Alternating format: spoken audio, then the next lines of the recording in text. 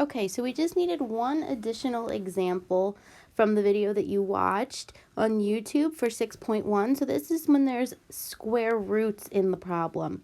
Okay, so we're going to handle it the same way. We're going to figure out what are those critical values from the problem. So x plus 2 equals 0. So we're going to have -2 as a critical point.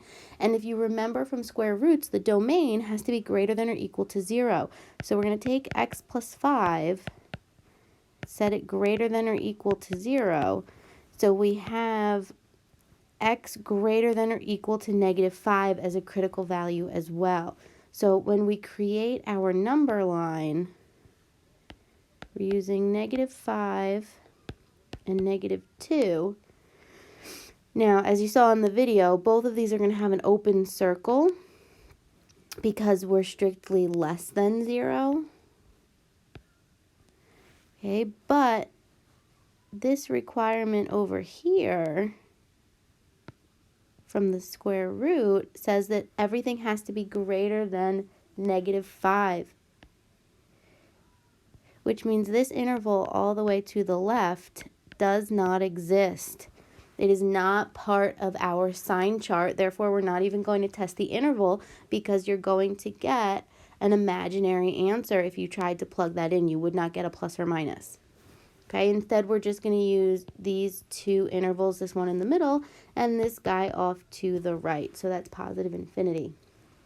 So in the middle here, okay, I'm going to test x equals -3. So I'm going to plug -3 in.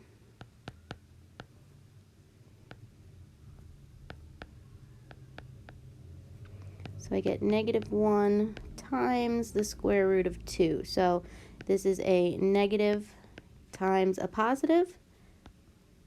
So that means that middle interval is going to be negative.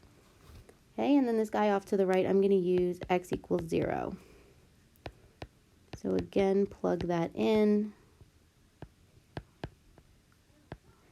Okay, 0 plus 2 is positive, and square root of 5 is also going to be positive, so this over here is a plus. Okay, so now we want to know where we are less than 0, which means negative numbers. Okay, so your answer is going to be negative in between -5 and -2. Okay, those are not included because you would actually equal 0 at each of those values. And the problem, the original problem up here,